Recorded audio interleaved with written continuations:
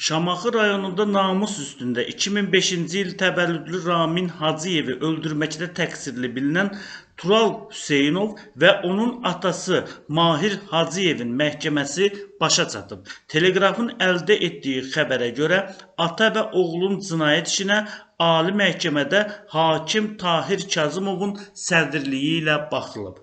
İttihama görə 1994-cü il təvəllüdlü Tural Hacıyev 22 aprel 2023-cü ildə gecə saat 3 radələrində yaşadığı evində mobil telefonun zənginə oyanıb. O, arvadının gecələdiyi yataq otağına daxil olub, əmisi oğlu Ramini otaqda yerləşən bir-birinin üzərində qoyulmuş 2 ədəd çarpayının arasında olan boşluq hissədə gizləndiyini görüb.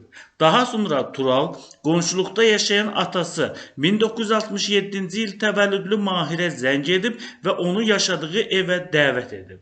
Mahir gəldikdən sonra saat 4 radələrində Raminin sintetik materialdan hazırlanmış iplə qollarını bilək və dirsək nahiyəsindən, ayaqlarını isə baldır nahiyəsindən kip şəkildə bağlayıblar.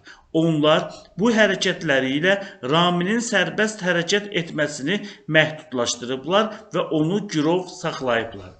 Bundan sonra Tural arvadının onun əmsi oğlu ilə görüşməsi və ona xəyanət etməsinin qənaətinə gəlib, o qisas almaq məqsədi ilə Ramini öldürmək qərarına gəlib. Niyyətini həyata keçirmək üçün əmsi oğlunu boğaraq öldürüb. İstintaq orqanı tərəfindən Turalın barəsində Cinayət Məcəlləsinin 120.1, qəsdən adam öldürmə, 145.2.3, yetkini yaşına çatmayan şəxs barəsində qanunsuz azadlıqdan məhrum etmə və 145.2.4 bir qrup şəxs, qabaqcadan əlbir olan bir qrup şəxs, mütəşəkkil dəstə və ya cinayətkar birlik tərəfindən qanunsuz azadlıqdan məhrum etmə maddələri ilə Mahir isə Cinayət Məcəlləsinin 145.2.3 və ya 145.2.4-cü maddələri ilə ittiham olunub. Məhkəmədə təqsirləndirilən şəxs qismində ifadə verən Tural ona elan olunmuş ittiham üzrə özünü təqsirli bilib. O ifadəsində göstərib ki, 2016-cı ildən ailəlidir, 2 uşağı var. Əmim oğlu Ramin qohum kimi bizə gəlib gedirdi. Ondan heç vaxt şübhələnməmişəm. Hadisə olan gün gecə əmim oğlu Ramini arvadımla birlikdə yataq otağında tutdum. Səhər tezdən mal bazarına gedəcəyim üçün tezdən durmalı idim. Uşaqları tezdən narahat etməməyim deyə həmin gecə öz qonşu otaqda tək yatmışdım. Telefonun səsinə oyandım və arvadımın yataq otağına keçəndə Ramini 2 çarpayının arasında uzanmış gördüm. Ona görə də şoka düşdüm deyə o ifadəsində göstərib. Təqsirləndirilən şəxs qeyd edib ki, daha sonra atası Mahirə zəng vurub, atamdan tüfəngi və 2 ədəd patron gətirməsini istədim. Atam gələnə qədər Ramin uzandığı yerdən tərpənmədi. Mən Raminə yumruqla vurdum. Atam gəldi, lakin tüfəngi gətirmədi. Atam da vəziyyəti gördü, hər şeyi başa düşdü. Atam gələndən sonra həyətdən ip gətirdim. Raminin əlini və ayağını bağladım. Raminin əl-ayağını bağlayanda atam dedi ki, ona heç nə eləməyin. Onu polisə verək. Mən isə atamın dedikləri ilə razılaşmadım. Atam mənə mane olmasın deyə onu evdən göndərdim. Bundan sonra Raminə əl və ayaqları ilə vəziyyətdə yaxınlaşdım. Bu zaman Ramin özünü öldürmək istədiyini, onu buraxsam onsuz da özünü öldürəcəyini dedi. Raminin əllərini bağladığım ipi kəsərək onun boynuna keçirdim və onu həyətdəki mətbəxə apardım. Orada Ramin mətbəxdəki stolun üstünə çıxdı, taxta ara kəsməyə ipi onun özü bağladı. Sonra Ramin özü ayağının altındakı stulu ayağı ilə aşırdı. Bundan dərhal sonra həyətə çıxdım və Daxili İşlər Nazirliyinin 102 xidmətinə zəng etdim. əmim oğlunu öldürdüyümü dedim deyə təqsirləndirilən şəxs ifadəsində göstərib. Təqsirləndirilən şəxs bildirib ki, Raminə yumruq və təpik vurub, atası onu vurmayıb. Raminin əl ayağını atam gələndən sonra bağladım. Amma atam qapının ağzında dayandı. Mənə kömək etmədi deyə o ifadəsinə belə yekun vurub. Digər təqsirləndirilən Mahir də ittiham üzrə özünü təqsirli bilib. O ifadəsində göstərib ki, hadisə baş verən günü gecə saat 3 radələrində oğlu Tural ona zəng edib, tüfəngi və 2 patronunu gətirməsini istəyib. Oğlumun evinə gəldikdə gördüm ki, qardaşım oğlu Ramin gəlinimin yataq otağında 2 çarpayının arasında uzanıb. Mən gördüklərimdən dəhşətə gəldim. Raminə şillə vurdum. Bundan sonra oğlum Tural həyətdən ip götürdü və Raminin əl ayağını bağladı. Daha sonra Raminə yumruq təpik vurdu. Mən Turala Ramini vurmamasını həm qardaşım oğlunun, həm də gəlinimin ailəsini çağırmağı, baş verənləri onlara deməyi və polisə məlumat verməsini dedim. Turalın uşaqları səsküyə oyanaraq ağladılar.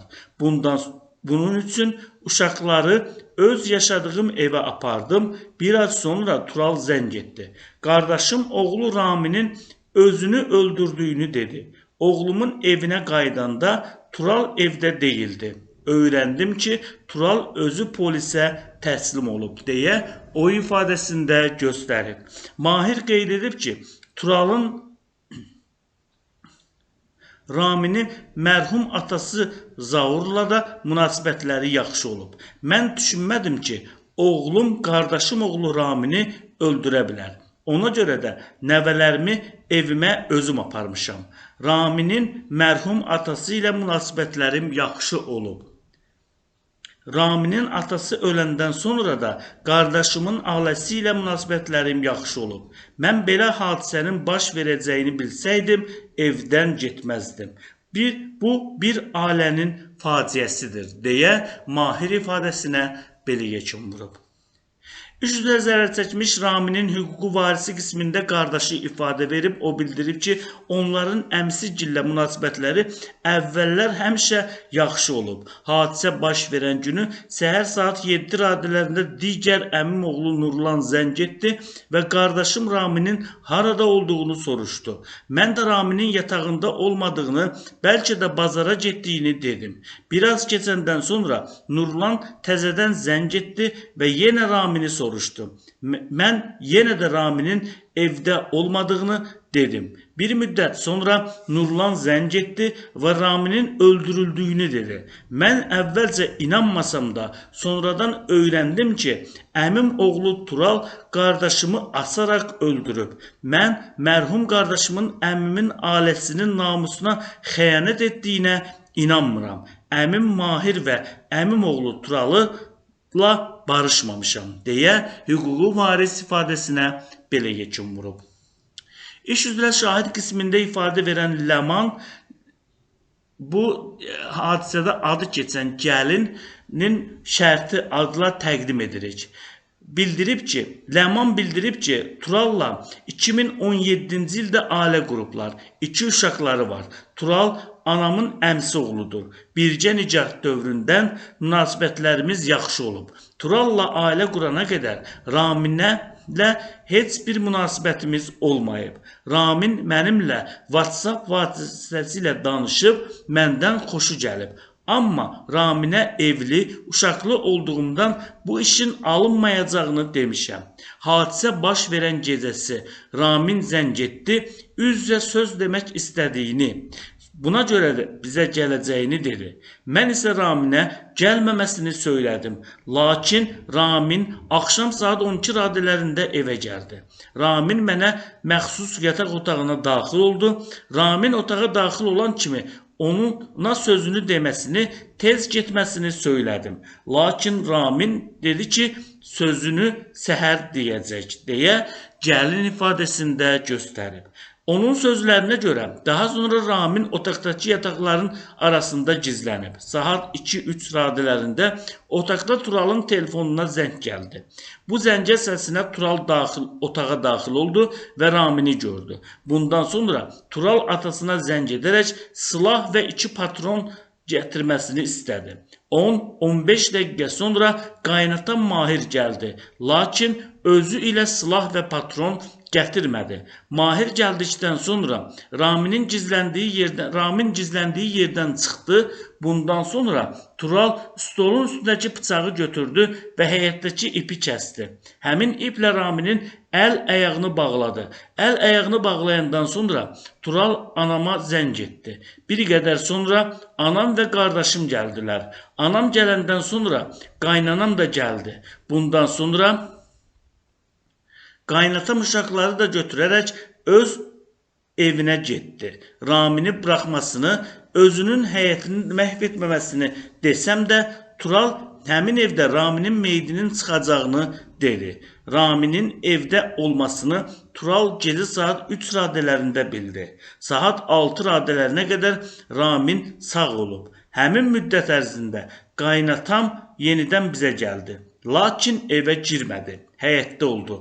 Ramini həyətdəki mətbəxə Tural aparıb və orada asmağa apardığını dedi. Deyə Ləman ifadəsinə belə yekun vurub. Bu cinayət işinə Sumqayıt Ağır Cinayətlər Məhkəməsində baxılıb, məhkəmənin hökmü ilə Tural 11 il müddətinə azadlıqdan məhrum edilib, onun cəzasını ciddi rejimli cəza çəkmə müəssisəsində çəkməsi müəyyən edilib. Digər təqsirləndirilən Mahirin barəsində Cinayət Məcəlləsinin 70-ci şərti məhkum etmə maddəsi tətbiq olunub, ona 1 il 6 ay sınaq müddəti olmaqla 3 il şərti cəza verilib.